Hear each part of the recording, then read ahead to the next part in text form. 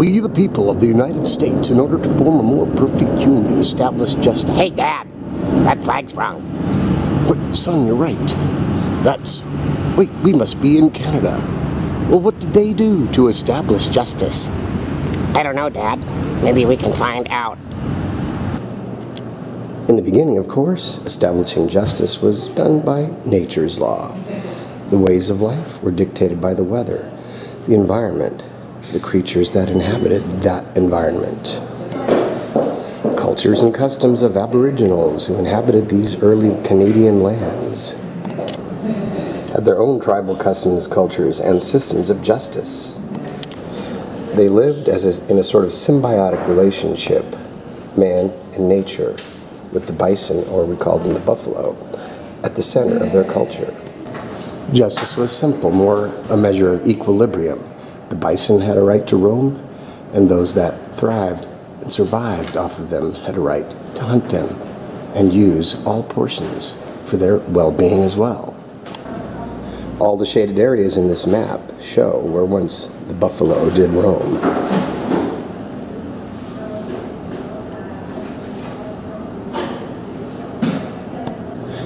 But the invariable coming of the white man, settlers who came to claim land, searching for gold and other forms of wealth, found in the Northwest Territories, which we now call Canada in part. The Hudson's Bay Company established outposts, mainly for fur trapping, beaver pelts especially, but they lived too off of the buffalo. These noble creatures were slaughtered and cut into little meat strips, made into jerky, a great sustenance preserved. Thus, people could eat the meat long after fresh meat would spoil, making a major market for mariners, settlers, and explorers. Overhunting would soon be one of the outcomes of white settlement and capitalist profiteering, changing the ways of the land, establishing a new norm of justice, that is, the right to profit. The Aboriginals' ways of life and their food sources were threatened by the arrival of the Hudson Bay Company. And when the Hudson Bay Company transferred its land after their charter expired to the British Empire, the red people, the noble Aboriginals, succumbed in 1870 to an outbreak of smallpox. Half of the Blackfoot tribe was wiped out by sickness, and the coming of the white man brought other changes as well. Not only could the Blackfoot trade for products as blankets, guns, ammunition, tea, and flour, they could also trade for what was known as demon rum, whiskey.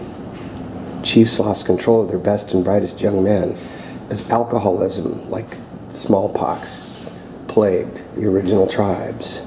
Buffalo culture, thousands of years old, slowly destroyed by the arrival of the white man. The whiskey trade was illegal, but profiteers would profiteer no matter what. As took place in the American frontier, overhunting of the buffalo for buffalo robes as well, and the whiskey trade caused a need for the British Empire to create law and order, and hence the Northwest Mounted Police were formed to try and restore order, or to establish justice, law, and enforce the new ways upon the new land, new from the perspective of the white man, that is. Though called police, effectively they were the equivalent of a military force, authorized by government, by the Crown of England, to bring order, but also to establish and enforce Britain's claim to territory in the New World. Britain had long lost its hold in the New World, in what now was the United States of America.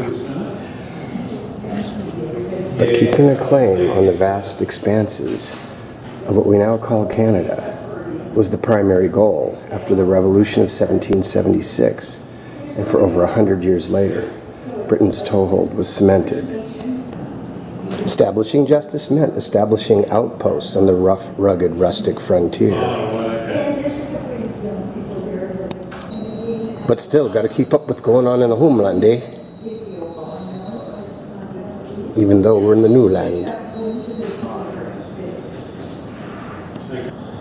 Of course, as it was in the American way, on the frontier and the plains, the toehold was cemented by iron, steel rails, transiting the continent as the Iron Horse, later called the Canadian Pacific Railroad, helped to build the empire. As rails advanced, they also led the way to the advance of more and more settlers, business people, townsfolk, and as it was, again, the American plains, the Canadian plains were settled. This led to the dawning of a new kind of culture, an intermixture of Native Americans and European blood called Métis. Now agriculture, using harvesting methods and farming techniques born in Europe, became a mainstay for turning the plains and prairie economies into grain economies and other agrarian economies. But now the Métis too had to fight for their rightful place and keep their toehold on the land. But as it was in the east coast of the United States, then came the Irish, heading out west to Calgary, helping to build the railroads as they did in the canals they did in the 1830s in America. And as it was in the Americas as well, all the way out to sunny California. Chinese came to work on the railroads, establish hospital staff, missions of their own, or schools established by white Christian missionaries to, of course, civilize all of those who they felt needed civilizing in the ways of the Lord as they saw it. Learning English and becoming westernized, learning the ways of the white man in capitalist culture, became a part of prairie settlement. The rise of tent towns gave way to the establishment of more permanent structures. Many of these tent towns originated as railway construction towns, and as the rails pushed ever westward and northward, change in the ways of life were inevitable. Technology also brings about radical social, cultural, and economic change. This revolution in cultural change meant the inevitable same old story in the Northwest Territories. The Aboriginals were given several lousy choices. Basically, move along, kill, or be captured and put on reservations. Cede your land, surrender, give up in favor of another, yield up and hand over property to someone else. Terms and translations of the spoken treaty, 7. As it was with the Creeks and the Seminoles and the Chickasaw and the Cherokees and the Nez Perce and so many other tribes, the Miwoks, the Awanichi, and the Costanoans, yes, Costanoan Indians, Acalanes High School, the white man's words, said much of the same thing, and were nothing but hollow promises.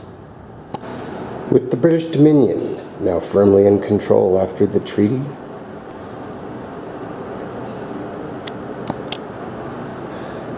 the establishment of justice, the perpetuation of holding on to the conquered territories, fell into the hands of the Northwest Mounted Police. And the Mounted Police, or Mounties as they were called, eventually gave way from horsepower. Hey, Dad, how many horsepower is that? Well, son, I think you can figure that out. From horsepower to horsepower. Motorized vehicles and the advance of technology and the advance of policing techniques and tools. Instantaneous communication via the telegraph signals using Morse code allowed at electronic speed words to be sent across thousands and thousands of miles. And so policing became a mainstay of helping to establish justice and ensure domestic tranquility and promote the general welfare. Prisoners being escorted from the guardhouse to work detail. Hey, Dad, no. That looks like me. Welcome to your cell. Incarceration makes it happen. So the ways of life transitioning from bison to horseback, horseback to railroad, railroad to automobiles, also heralded another type of change, the raising of cattle and the coming of the cowboy. Howdy, partner. Ranching became a new business next to farming.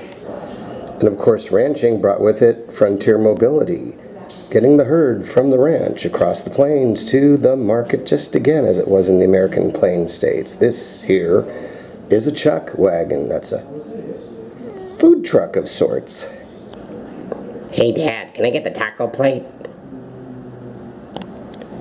How do you make a cow drive? How do you make cattle drive? Why, you make them walk, of course.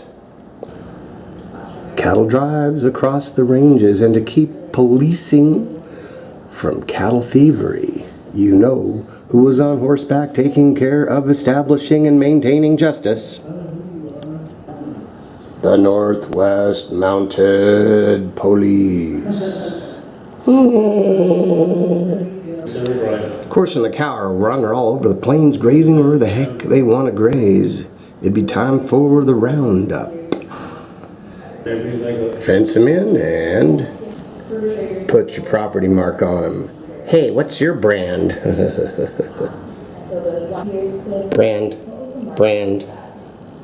Brand. All about property ownership. The Native peoples never had to brand their bison, but white man did with his cattle. Cowboys, ranchers, mounted police. Part of the massive cultural changes that impacted everything from mankind to animal kingdom. Perhaps the greatest gift of the white man, though, despite his changes and impacts, transitioning and somewhat destruction of the culture, was the dissemination and creation. Nope, not of the train. The dissemination and creation of important information. And so emerged on the plains the press. Yep, good old Gutenberg's amazing innovation of the printing press. Technology combined with the powers of mind allowed people hundreds, if not thousands of miles away, getting information through the telegraph and then disseminating it through the printing press to find out about the goings-on. And thus began the information revolution. People's curiosity in part satiated by the rise of the press. Man's need for information moves at ever and ever quicking Calgary even moving pictures with voices known as talkies. So in the quest to gain lands, profit, change cultures, obliterate them, modify them, force them into compliance with new ways of new cultures, leads to something else, part of the human experience, part of the American experience as well. Is this what is meant in part by promoting the general welfare? Hey, Dad, I want one of those.